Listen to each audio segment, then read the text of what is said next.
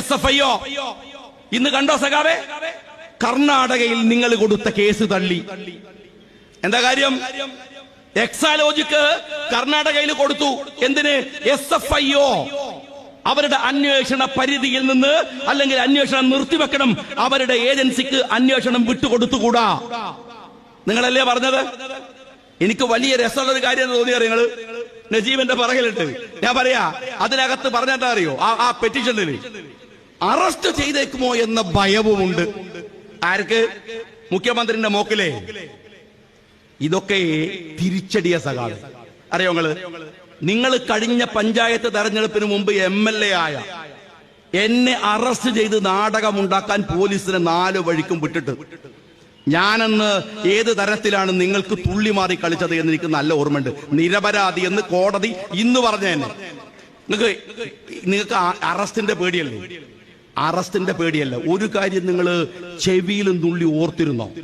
ഈ രാജ്യത്തിന്റെ നിയമവ്യവസ്ഥ ഇരിക്കുന്നെങ്കിൽ, ഞങ്ങളൊക്കെ നട്ടല്ലോടെ ഈ നാട്ടിൽ ജീവിച്ചിരിക്കുന്നെങ്കിൽ, ചെയ്ത കുറ്റത്തിന് ഇരുട്ടറയിൽ പോകുന്നത് വരെ ഞങ്ങളൊക്കെ പിറകെ തന്നെ ഉണ്ടാവും. നിങ്ങൾ ഇല്ലാന്ന് വിചാരിക്കട്ടെ. മുഖ്യമന്ത്രിയുടെ ഈ തണലും വെച്ചിട്ട് എത്ര കാലം നിൽക്കും നിങ്ങൾ? എത്ര കാലം? നിങ്ങൾ അറിയോ ഈ കേസിന്റെ പിറകിൽ? നിങ്ങൾ ഈ എക്സാലോജിക്കിന്റെ കേസുമായി ബന്ധപ്പെട്ട് KSIDC 50 ലക്ഷം രൂപയാണ് വക്കീലിന് ഫീസ് കൊടുത്തത്.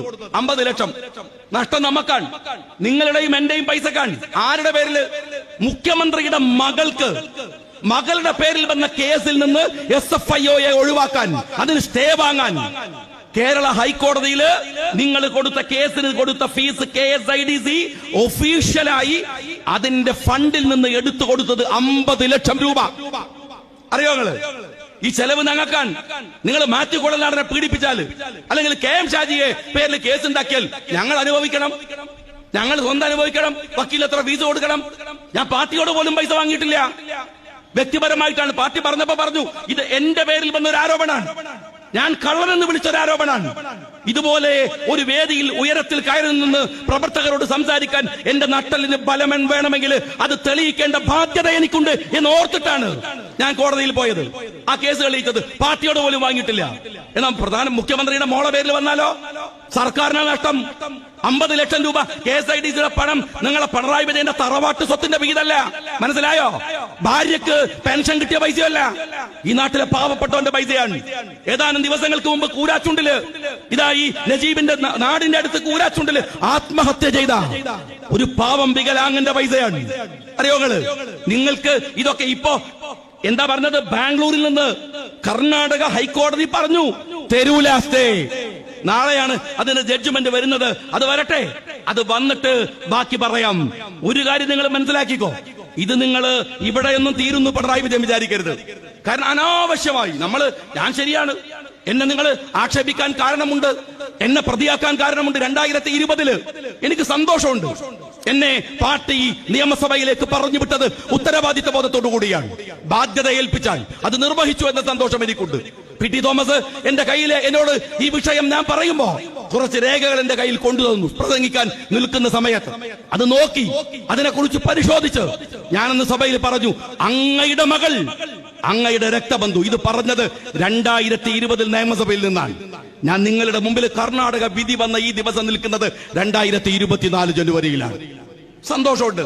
പറഞ്ഞിട്ടുണ്ട്, നിങ്ങൾ എന്നെ പീഡിപ്പിച്ചോ, കള്ളക്കേസ് ഉണ്ടാക്കിക്കോ, കുടുക്കിക്കോ, ആക്ഷേപമില്ല. പക്ഷെ വീട്ടിലിരിക്കുന്ന ഭാര്യയെ, എന്റെ ബന്ധുക്കളെ, ഞാൻ പഠിക്കുന്ന മക്കളുടെ സ്കൂളിൽ പോയിട്ട് ഇല്ലേ, നിങ്ങൾ എന്താ വിചാരിച്ചത്? അതിന്റെ പേരിൽ മുട്ടുമടക്കിയിട്ട് തന്റെ ആഫീസിൽ വന്നിട്ട് ഞങ്ങൾ തമ്പ്രം പഠിച്ചിരിക്കുമെന്ന് നിങ്ങൾ വിചാരിച്ചോ? ഞങ്ങളുടെയൊക്കെ പുറത്ത് ഇപ്പത്തെ DYFകാരന്റെ പുറത്തുള്ള വാഴത്തണ്ടല്ല, നട്ടല്ലാണ് എന്ന് ഓർത്തു വെക്കുന്നത് CPM-കാരൻ നല്ലതാണ്. ഞങ്ങൾക്കറിയാം ഇതിനെ പൊരുതി എങ്ങനെ ജയിക്കണമെന്ന്. എന്നിട്ട് കട്ട് കൊണ്ടുപോയിട്ട് 1-2 കോടിയാ.